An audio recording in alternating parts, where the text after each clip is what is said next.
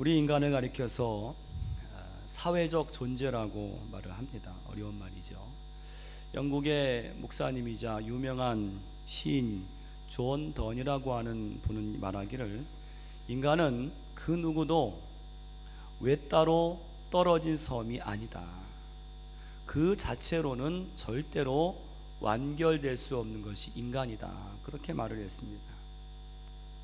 쉽게 말해서 우리 사람은 누구도 아무리 잘난 사람도 절대 혼자서는 살아갈 수가 없다, 그런 얘기입니다. 여러분, 갓 태어난 우리 아기들도 이 사회성이 있습니다.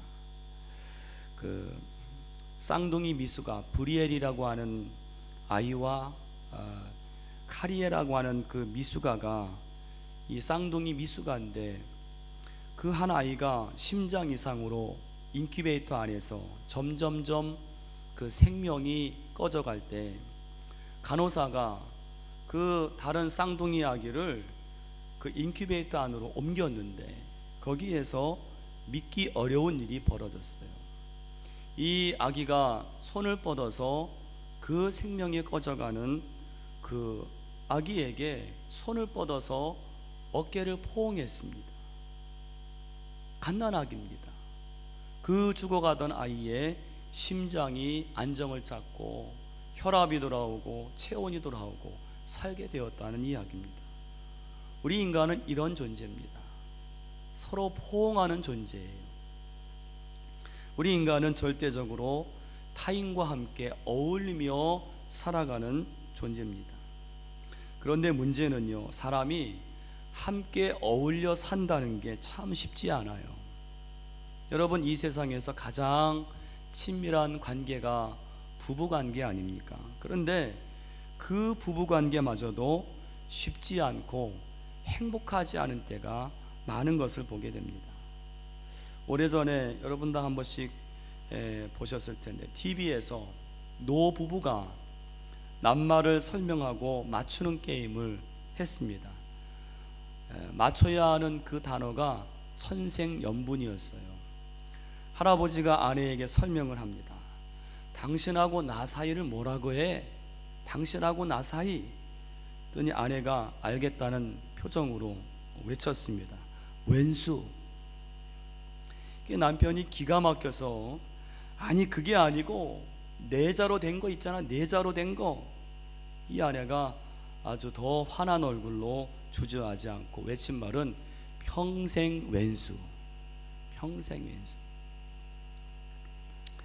방송을 진행하던 사회자가 너무나 웃긴 나머지 한참 울었다가 할머니께 물었습니다. 할머니, 왜 왼수랑 평생을 사셨어요? 할머니 대답이, 속이 썩어도 참고 사는 거지 뭐. 그래도 저 영감 없으면 어떻게 하나.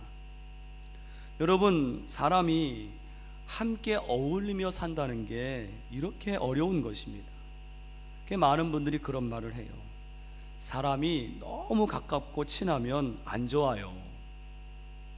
무슨 말인가요? 처음에는 너무 좋고 또 가까워지고 친해졌는데 지나보니까 좋은 것만 있는 게 아니에요. 그 사람에게 흠이 보이고 또 부족한 게 보입니다. 그리고 서로를 찌르게 됩니다. 그러다가 어느 순간 멀어지고 관계에 금이 가고 서로 등을 돌리는 것입니다. 이때 사람들이 갖는 마음이, 안 보면 그만이지 뭐, 안 보면 그만이지 뭐. 여러분, 정말로 안 보면 그만인가요? 안 보면 그만이던가요? 그렇지 않아요. 한번 맺은 관계는 계속 마음에 남습니다. 그 관계가 기쁨으로 남든지 아니면 상처로 남든지 둘 중에 하나입니다. 그러므로 여러분, 보기 싫다고 안 보고 안 만나는 게 능사가 아니라는 거예요. 그건 하나님이 원하시는 크리스천의 삶이 아닙니다. 우리가 때로 관계가 어려워지고 서운하고 속상한 관계였을지라도 다시 회복으로 나아가야 합니다. 왜요? 하나님이, 여러분 생각해 보세요. 하나님이 나 같은 자도 사랑하셔서 다가오셨잖아요. 나 같은 자도 사랑하셔서 나의 관계를 회복하셨잖아요. 그게 십자가의 은혜인데, 이 은혜를 받은 자들은 관계의 회복으로 나아가야 합니다. 여러분, 우리나라가 세계 역사에서 유례없는 발전을 했지요. 그런데 우리나라가 이렇게 발전한 데에는 가장 큰 역할을 한 메커니즘이 뭔가 하면 바로 경쟁의 원리입니다. 경쟁의 원리. 그래서 무한 경쟁 시대라고 하죠. 여러분, 경쟁의 원리가 뭡니까? 뭐 한 가지를 위해서 아주 속된 말로 서로 피 터지게 싸우는 거예요. 솔직히 우리 사회가 이런 경쟁을 얼마나 부추겼는지 모릅니다. 그래서 어떤 생각이 지배적이 되었는가 하면, 내가 살기 위해서라면 남이야 어떻게 되든 상관하지 않는 거예요. 내가 살기 위해서는 남이야 쓰러지든 말든, 남이야 죽든 말든, 이런 생각입니다. 여러분, 이것이 오늘날 이 세상이 우리에게 넣어준 생각이에요. 그렇다면 하나님께서 또 이 성경이 우리에게 알려주는 자세는 뭘까요? 바로 자기 자신만이 아니라 서로 다른 사람을 돌보라는 거예요. 다른 사람을 돌아보라. 빌립보 2장 4절에 그 말씀이 있습니다. 각각 자기 일을 돌볼 뿐더러 또한 각각 다른 사람의 일을 돌아보아 나의 기쁨을 충만하게 하라. 바울의 말씀입니다. 반대로 세상은 어떻게 말합니까? 세상은, 아니 지금 내 코가 석자인데 누가 누굴 돌보는가? 요즘같이 이 어려운 시대에 남을 돌본다는 게 가능한가? 저는 다른 사람을 돌아볼 여유가 없습니다. 다른 사람을 살필 겨를이 없습니다. 그 사람을 돌보다가 내가 죽을 판입니다. 여러분, 선한 사마리아 비유 다 아실 겁니다. 선한 사마리아인의 비유. 한 사람, 유대인이 강도를 만나서 다 빼앗기고 매를 맞고 피 흘리며 길가에 쓰러져 죽어가고 있습니다. 마침 그곳을 제사장과 레위인이 지나갔습니다. 그러나 그들은 그곳을 피해 갔습니다. 그 이유가 뭔지 아십니까? 저 사람을 돌보다가는 나도 죽는다, 그거였어요. 바로 앞에서 말한 세상적인 논리입니다. 저 사람을 돌보다가 나도 죽는다. 그러나 마지막 사마리아 사람이 지나가는데, 사실 여러분, 사마리아 사람은 그냥 지나가도 괜찮은 사람이에요. 왜냐하면 이 사마리아 사람은 당시에 유대인들이 아주 벌레 취급을 했습니다. 개 취급을 한 그런 사람들입니다. 그러니까 잘못 도와주었다가는 도와주고도 욕먹기 십상입니다. 그런데 이 사마리아 사람은 자기 욕먹는 것을 개의치 않았어요. 그 쓰러진 사람의 상처를 싸매주고 도와주고 돈을 들여서 영안에 데려갔습니다. 이 사람이 낫기까지 돌보아 주십시오. 제가 돈을 더 내겠습니다. 이 비유를 말씀하시고 예수님께서 이 세 사람 중에 누가 참된 이웃이냐 물으셨어요. 누굽니까? 세 번째 사람입니다. 사마리아 사람입니다. 예수님은 바로 이웃을 돌아본, 자기 자신을 돌아보고 이 사람을 돌보다가는 나도 죽지 않겠는가, 그 사람들이 아니라 이 이웃을 돌아본 사마리아 사람을 참된 이웃이다, 그렇게 말씀했습니다. 그 사람이 하나님의 진짜 사람이라는 거예요. 여러분, 오늘 내가 아니라 다른 사람들을 열심히 돌아보고 내 주위에 쓰러지고 넘어진 자들이 있을 때 선한 마음으로 그들을 돌보는 것, 여러분, 거기에 참된 생명이 있습니다. 거기에 예수님의 기쁨이 있습니다. 이것을 믿으시는 여러분 되시기를 간절히 축원합니다. 거기에 생명이 있습니다. 각각 자기 일을 돌볼 뿐더러 각각 다른 사람의 일을 돌보아서 나의 기쁨을 충만하게 하라. 예수님의 기쁨이 누구에게 있다고요? 다른 사람의 일을 돌아보아서 다른 사람을 돌보는 그 사람에게 예수님의 기쁨이 있다는 것입니다. 오늘 남을 돌아보아 내가 사는 축복의 비결, 이 제목을 가지고 세 가지로 은혜를 나눌 때에, 첫 번째는 우리가 남을 돌아보아 내가 사는 축복의 비결은 형제의식을 가지라는 거예요. 형제의식을 가지라. 여러분, 우리는 다 주님 안에 형제요 자매입니다. 믿습니까? 믿습니까? 이 사실을 우리가 생각하고 확인해야 돼요. 여러분, 사실 우리가 사람이 나 본위로 생각하고 나 중심으로 살아가는 것은 사람의 본성입니다. 그래서 피아제라고 하는 유명한 교육학자가 유아기의 특징을 뭐라고 했는가 하면 자기중심적이라고 했어요. 자기중심적, 유아기의 특징입니다. 그래서 여러분, 나이가 들어서 철든다, 이 말은요 어떤 말인가 하면 자기중심적인 삶에서 타인을 의식하며 타인을 배려하는 삶으로 나아가는 게 철드는 거예요. 나이가 든다고 철드는 게 아닙니다. 그런데 오늘 본문에 누가 나오는가 하면 바로 자기중심적 태도에 빠진 사람들이 오늘 본문에 나옵니다.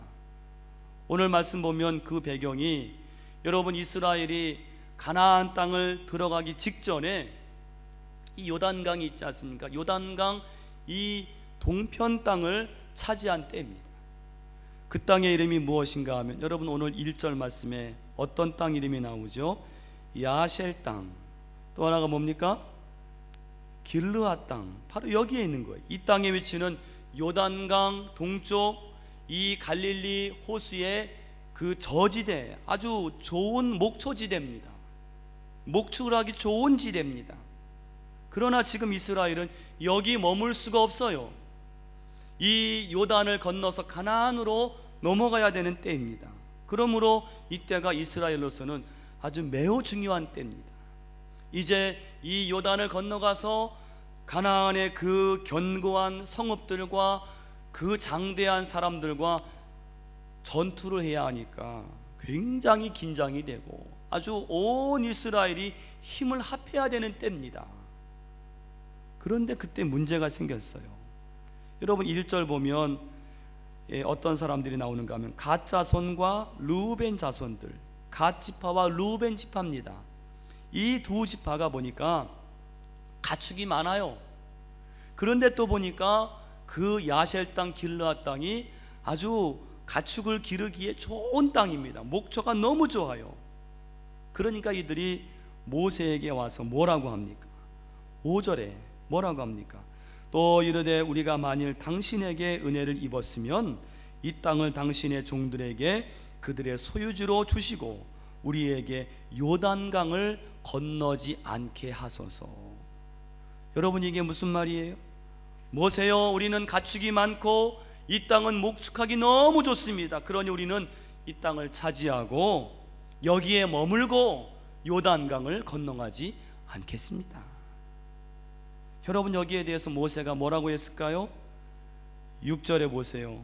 모세가 호되게 책망을 합니다. 책망을 해요. 모세가 갓 자손과 루벤 자손에게 이르되 너희 형제들은 싸우러 가거늘 너희는 여기 앉아 있고자 하느냐.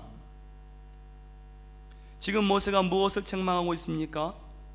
이 갓 자손과 루벤 자손이 지금 자기들만 생각하고 있는 거예요. 다른 지파들이 이 요단을 건너가서 거기서 싸움을 해서 피를 흘리든 말든, 그들이 싸우다가 죽든 말든 오직 자기들만 생각하고 있는 것입니다. 우리는 여기 머물고 싶습니다. 여러분, 우리가 살아갈 때 이 주변 사람들을 정말 힘들게 하고 공동체를 파괴하는 태도가 뭔지 아십니까? 무엇을 하든지 간에 나 본위로 살아가는 거예요. 나 본위로, 나 중심으로, 나 본위로 생각하고 나 본위로 말하고 나 본위로 행동합니다. 남은 개의치 않습니다. 여러분, TV에 그 사람들이 해결하지 못한 고민을 들고 나와서 성토하는 프로그램이 있습니다. 제가 즐겨보는 프로그램인데 거기 보면 출연자가 두 부류입니다. 두 종류예요. 한 부류는 계속 고통받고 고민하고 괴로워하는 쪽이고, 다른 쪽은 그 고통의 제공자들입니다. 근데 그 고민 제공자들의 공통적인 특징이 뭔지 아십니까? 나 본위로 살아가는 거예요. 나 본위로. 내가 좋고 내가 편하고 내가 재미있으면 그만이에요. 타인의 고통은 안중이 없습니다. 아무 문제가 안 됩니다. 가령 어떤 엄마는 그거 보니까 이틀에 한 번 생선을, 낚시를 너무 좋아해서 이틀에 한 번 생선을 잡으러 가는데 200마리 300마리를 잡아온다는 거예요. 이틀에 한 번이요. 이 본인은 너무 낚시가 좋아서 하는 일인데 식구들은 너무 고통입니다. 온통 집안이 비린내고, 그리고 매일 반찬이 다 생선이고. 그런데 정작 그 본인은 그게 왜 고민인지를 몰라요. 나 본위입니다. 나 본위로 생각하고 나 본위로 말하고. 여러분, 성경이 말하는 죄의 핵심이 뭔지 아십니까? 죄의 핵심? 바로 자기 본위의 삶이에요. 자기 중심적인 삶이 죄의 핵심입니다. 여러분, 죄를 뜻하는 영어가 sin인데, S-I-N인데 이 철자의 가운데 글자가 무엇입니까? I입니다. I. 나입니다. 여러분, 죄라는 게 뭐가 죄인가 하면 바로 내가 중심에 있는 거예요. 나 본위의 삶, 나 중심의 삶이에요. 우리 사람은 원래 어떻게 지어졌습니까?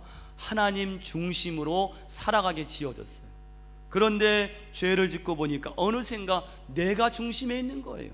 나 본위입니다. 나 중심이에요. 그게 바로 죄입니다. 그래, 존재라는 사상가는 이렇게까지 말했습니다. 어떤 처지에 있든지 완전히 자기 중심적인 사람이 되는 것은 지옥으로 들어가는 것이다. 자기 중심일수록 사람은 불행과 실패로 들어간다는 거예요. 여러분, 자기 중심적인 건 매우 악한 것입니다. 오늘 르우벤 지파와 이 갓 지파의 태도가 무엇입니까? 철저히 자기 중심적인 태도예요. 우리는 목축이 많고 여기가 좋으니까 우린 여기 머물겠습니다. 요단을 건너가지 않겠습니다. 그 두 지파에게 모세가 책망할 때 중요한 말을 하죠. 그게 무엇인가 하면 6절 다시 보세요. 6절 중간에 보니까 너희 형제들은 싸우러 가거늘. 너희 누구들이라고요? 형제들. 모세는 지금 다른 10지파를 가리켜서 그냥 다른 지파 사람들이라고 하지 않고 너희 형제들은, 너희 형제가 요단을 건너가서 피 흘리며 싸우는데 너희만 여기에 머물고자 하느냐, 이 말입니다. 요즘에 우리 새벽만이 아니라 저녁에도 모여서 기도하는데 기도 제목 중에 하나가, 여러분, 우리 교회가 사랑이 충만한 교회가 되기를 위해 기도하고 있습니다. 저는 우리 교회가 모이면 서로 친절하고 격려하고 위로하고 서로 감사하고, 이게 감사합니다. 또 서로 중보하고 이 어려운 일 같이 기도합시다. 또 서로 지지하는 그런 교회가 되기를 위해 기도하는데, 여러분, 이렇게 사랑이 충만한 교회가 되기를 위해 가장 필요한 것이 뭔지 아십니까? 형제의식입니다. 형제의식. 우리 이렇게 지금 모인 여러분들이 서로가 서로를 바라볼 때 처음에는 어떨지 모르지만 자꾸 같이 함께 이 교회에 이 예배를 드리고 기도하며 서로 교제할 때 우린 형제다. 우린 형제다.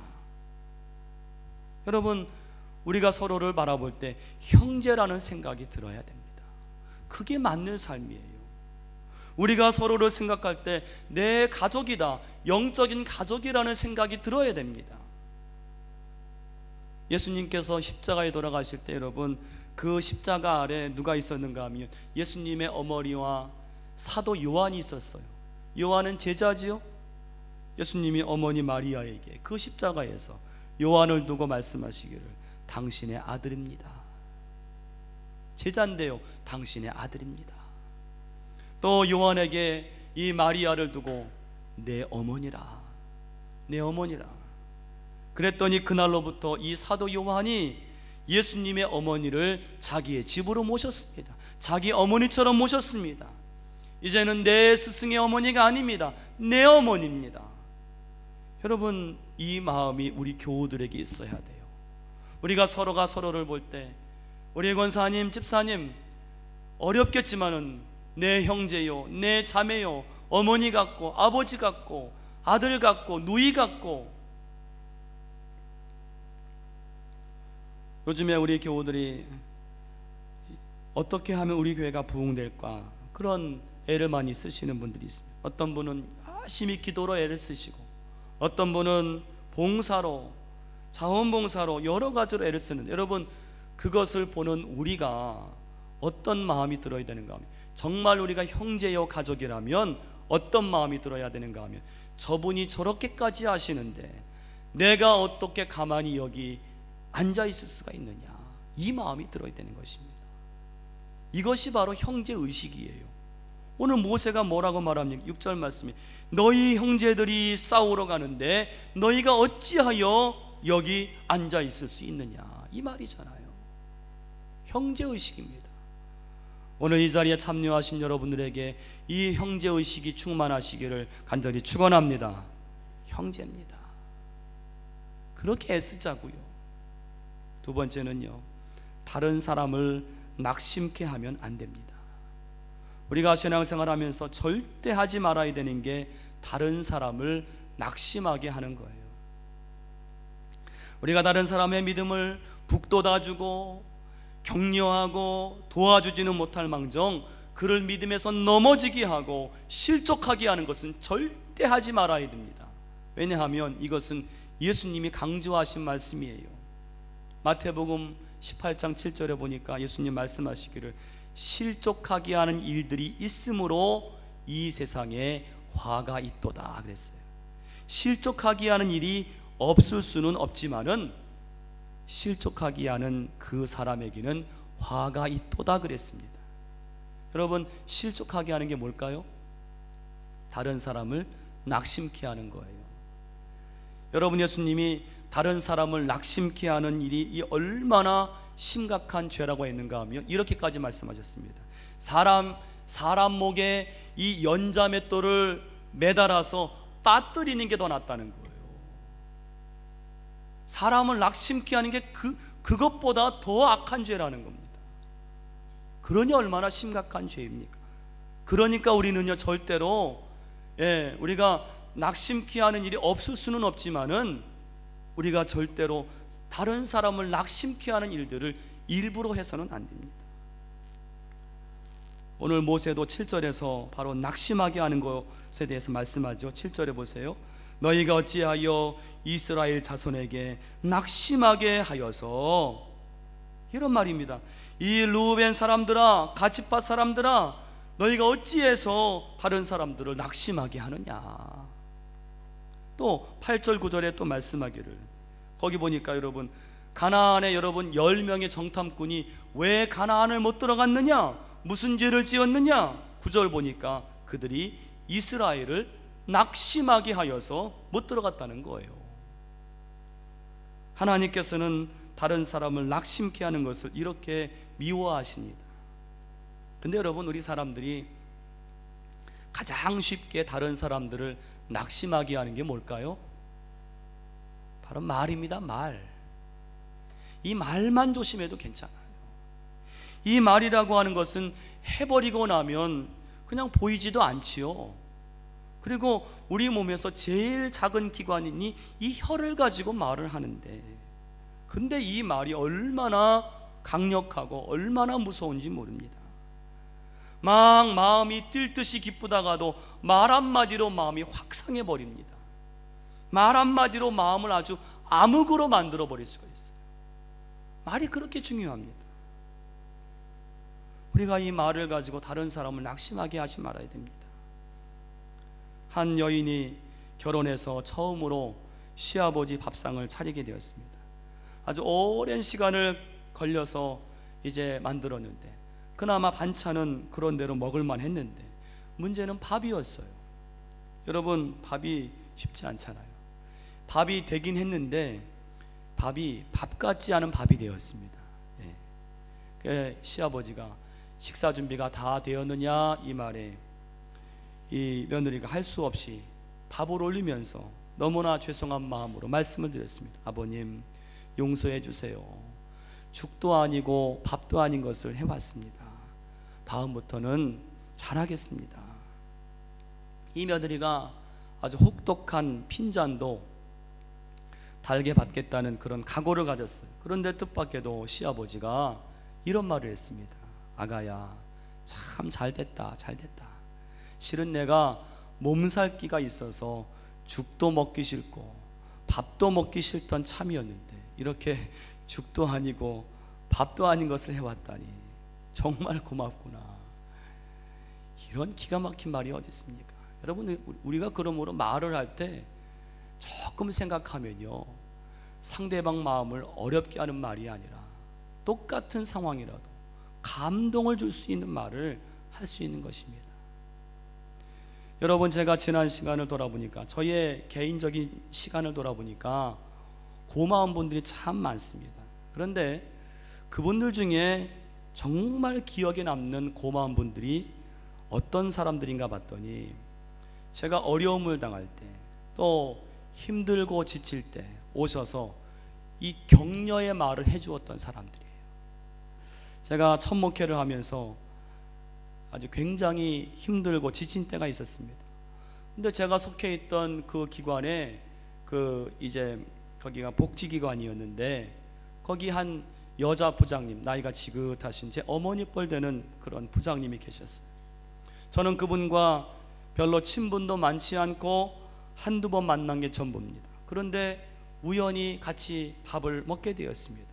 근데 그분이 저를 바라보시는데 정말로 그 눈빛이 저를 아끼고 사랑하는 그 눈빛으로 보면서, 전도사님 많이 힘드시죠? 이 말을 하시는데, 이거는 그냥 하는 인사가 아니라 정말 마음속에 측은한 마음, 안타까운 마음으로 그 하시는 말이 느껴지는 거예요. 그 말에 제가 울컥했습니다. 사실 여러분, 얼마나 짧은 말입니까? 전도사님 많이 힘드시죠? 그런데 그 짧은 말이 마음에 엄청난 감동을 주는 거예요. 그러면서 당신도 사실은 사모라는 겁니다. 목사 사모라는 거예요. 전도사님, 사모님 얼마나 힘든지 제가 다 압니다 하시는데, 그게 하나님의 음성으로 들리는 거예요. 사람 말로 들리는 게 아니, 하나님의 음성으로 들리는 거예요. 사실 그때 제가 좀 힘들어서 하나님을 좀 원망했었거든요. 하나님, 제가 이렇게 열심히 하는데 너무 힘듭니다. 너무 지칩니다. 그런데 그분을 통해서 하나님께서 저에게, 정전도사야, 내가 다 한다. 힘을 내라. 여러분, 저는 정말로 그 순간을 잊을 수가 없습니다. 지금까지도 잊을 수가 없습니다. 그분이 저에게 무슨 돈을 주거나 선물을 준 게 아니라 뭘 줬습니까? 위로와 격려를 주었어요. 근데 그게 여태까지도 잊을 수가 없습니다. 사랑하는 성도 여러분, 우리는 좀 이런 사람들이 돼야 됩니다. 우리가 서로가 서로에게 이런 사람들이 돼야 돼요. 그저 만나면 마음을 후비는 말, 뼈 있는 말, 가시돋친 말, 비아냥거리는 말, 이건 하나님이 우리에게 주신 사명이 아닙니다. 하나님이 우리에게 입을 허락하셨을 때는 이런 말이 아니라 쓰러진 마음들, 넘어진 마음들, 상처받은 마음들을 일으켜 세워주라고 우리에게 이 입을 허락하신 거예요. 여러분, 초대교회에 가장 유명한 사도가 바울 아닙니까? 바울만한 사도가 없습니다. 여러분, 사도행전 한번 읽어보세요. 눈물 없이는 못 읽습니다.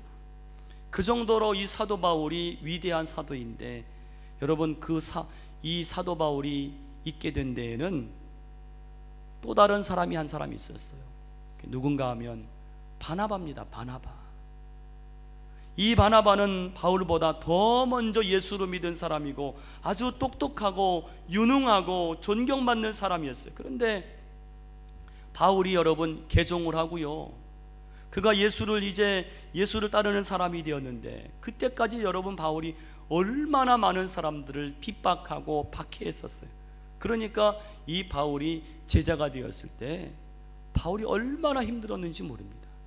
사람들이 믿어주질 않습니다. 상종을 하지 않습니다. 인정을 하지 않아요. 바울이 이렇게 교회에서 힘들고 어려울 때, 그때 유일하게 바나바가 옆에서 그 바울을 도와줬어요. 바울을 변호해 주었어요. 이 사람은 그런 사람이 아닙니다. 이 사람은 정말로 예수를 믿는 사람입니다. 그 바울을 도와주고 바울을 일으켜 주었을 때 바울 그 사람이 위대한 사도가 되었다는 것입니다. 오늘 우리 교회에는 이런 바나바 같은 사람들이 많으시기를 간절히 축원합니다. 내 주변에 바울 같은 사람들이 많이 있어요. 힘들고 지치고 낙심하여 쓰러진 사람들, 말 한마디 많이 힘드시죠? 제가 기도해 드릴게요. 힘든 일이 없습니까?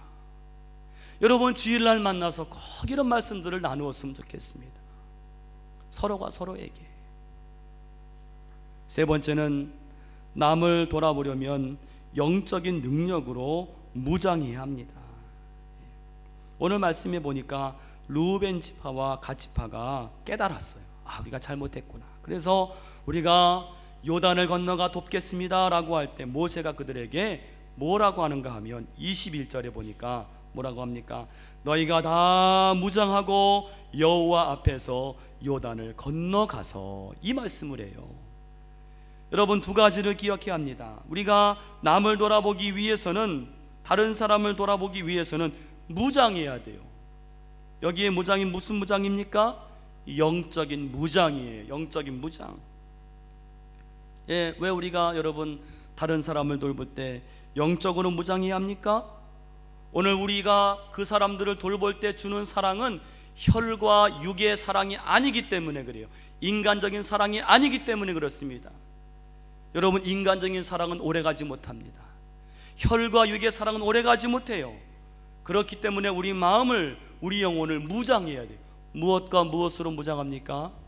하나님의 말씀과 기도로 무장해야 될 줄로 믿습니다. 말씀으로 무장해. 여러분 말씀을 많이 들어야 됩니다. 하나님 말씀. 또 기도 많이 해야 합니다. 그래야 우리가 그 능력을 가지고 무장하고 다른 사람들을 열심으로 사랑으로 돌볼 수가 있는 거예요. 여러분 코리텐 붐 여사라는 사람이 있어요. 이 사람은 네덜란드 사람인데 나치 지하에서 굉장히 큰 어려움을 당한 사람입니다. 자기의 어머니와 자기의 언니가 그 나치 지하의 감옥에서 죽었습니다. 근데 그때 아주 악명 높은 간수가 하나 있었는데 그 간수가 그렇게 괴롭혔습니다. 자기 어머니와 자기 언니를 이제 강간하고 아주 너무나 큰 상처가 컸어요. 나중에 이 고리텐 붐 여사가 선교사가 되고 사역자가 되었을 때 독일에서 간증 집회를 할 기회가 있었어요. 말씀을 다 증거하고 났는데 은혜 받은 사람들이 예배 끝나고 나서 쭉 줄을 서서 악수를 기다리고 있습니다. 그런데 그 고리텐 붐 여사의 눈 속에 누가 들어왔는가 하면 그 옛날 몸서리치게 자기를 그렇게 괴롭히던, 자기 언니를 강간했던 그 간수가 서 있는 거예요. 여러분 상상이 되십니까? 어떻게 그 사람과 악수를 할 수 있겠습니까? 이 고리텐 붐 여사 마음속에 갈등이 생깁니다. 내가 어떻게 저 사람과 악수를 할 수가 있는가? 마음에 심한 고민을 하는데 오늘 주님의 십자가가 생각이 나는 거예요. 그동안 들었던 주님의 그 말씀이 생각이 나는 거예요. 심한 갈등을 했지만은 이 고리텐 붐 여사는 말씀으로 무장된 사람이었어요. 자기도 모르게 손이 나가서 그 사람을 잡고 그 사람을 용서해 주었다는 것입니다. 혈과 육의 사랑 가지고는 되지 않습니다. 하나님의 말씀과 기도로 무장할 때 우리가 다른 사람을 그럼에도 불구하고 사랑할 수 있는 능력이 여러분 영적인 무장 가운데 있는 줄로 믿습니다. 오늘 또 한 가지 21절 보니까 여호와 앞에서 행해야 합니다. 여호와 앞에서. 너희가 다 무장하고 여호와 앞에서 요단을 건너가서. 여러분, 믿는 자들은 어떤 사람들인가요? 믿는 사람들은요, 여호와 앞에서 행하는 사람들입니다. 하나님 앞에서 행하는 사람들입니다. 여러분이 하나님을 믿는다면 하나님 앞에서 행하세요. 하나님 앞에서 말하세요. 하나님 앞에서 생각하세요. 하나님 앞에서 결정하세요. 그리고 여러분, 여호와 앞에서 요단을 건너라는 겁니다. 어떤 요단을 건너야 됩니까? 미움의 요단을 건너야 됩니다. 시기의 요단을 건너야 됩니다. 자기 중심의 요단을 건너야 됩니다. 그 요단을 여호와 앞에서 건너가서 오늘 다른 사람을 돌아보고 오늘 그 사람들을 일으켜주고 세워주는 우리 모두가 되시기를 간절히 축원합니다. 인도의 기독교 성자 중에 유명한 선다싱이라는 분이 계십니다. 선다싱. 이 선다싱이 아주 추운 겨울날 친구와 함께 히말라야 산맥을 넘어가게 되었습니다. 가다 보니까 눈 위에 한 사람이 쓰러져 있었습니다. 이 사람을 그냥 그대로 버려둔다면 얼어 죽을 것입니다. 이때 선다싱이 이 사람을 버려두고 갈 수 없으니 같이 데려가자고 했습니다. 그 높은 히말라야 산맥에. 그런데 이 친구는 이 사람을 데려가다가는, 이 사람을 돌보다가는 산을 넘지도 못하고 우리도 죽는다, 다 죽는다, 그렇게 언쟁을 하다가 이 친구는 외면하고 먼저 갈 길을 갔습니다. 나 혼자 나는 살아야 되겠다 갔습니다. 결국에 이 선다싱이 그 쓰러진 사람을 업고서 그 산길을 올라갔어요. 얼마나 힘이 들겠습니까? 막 숨이 차오르고 막 죽을 것만 같았겠죠. 그런데 걷다 보니까 몸에 열이 났어요. 그런데 그 열기로 그 엎였던 사람의 몸까지 녹은 거예요. 그 사람이 깨어난 것입니다. 이제는 두 사람이 의지하며 산을 넘어가게 되었습니다. 얼마 가지 않아서 한 사람이 눈밭에 쓰러져 있습니다. 누굽니까? 혼자 살겠다고 가버린 친구였습니다. 그 사람은 그만 그 길에 얼어 죽고 말았습니다. 오늘 여러분, 남을 돌아보는 것은 내가 손해보고 내가 어렵게 되고 내가 죽는 그런 길이 아니라, 오늘 주님께서 말씀하시길 남을 돌아볼 때 거기에 생명이 있고 기쁨이 있다는 것입니다. 오늘 광림의 우리 모든 교우들은 오늘 나를 돌아볼 뿐더러 주변으로 눈을 돌려서 오늘 나의 격려의 말 한마디, 오늘 나의 도움이 필요한 사람이 오늘 우리 교회 주변에 있지 않은가 돌아봄으로 그들에게 마땅히 그들을 돌아보고 도울 수 있는 우리 광림의 모든 교우들 되시기를 간절히 축원합니다. 기도하겠습니다. 하나님, 오늘 저희들을 주님의 피값으로 구원하시고 오늘 우리 모두는 주님의 피로 한 형제요 자매가 된 것을 믿습니다. 오늘 여기에 모인 우리 모두가 내 형제입니다. 내 자매입니다. 내 가족입니다. 하나님, 이 마음을 갖게 해 주시옵소서. 형제의식을 가지고 다른 사람들 이제는 입을 열어서 격려하게 하시고 더 친절하게 하시고 그들을 세워줄 수 있는 참된 믿음의 귀한 사람들 되게 하여 주시옵소서. 예수님의 이름으로 기도하옵나이다. 아멘.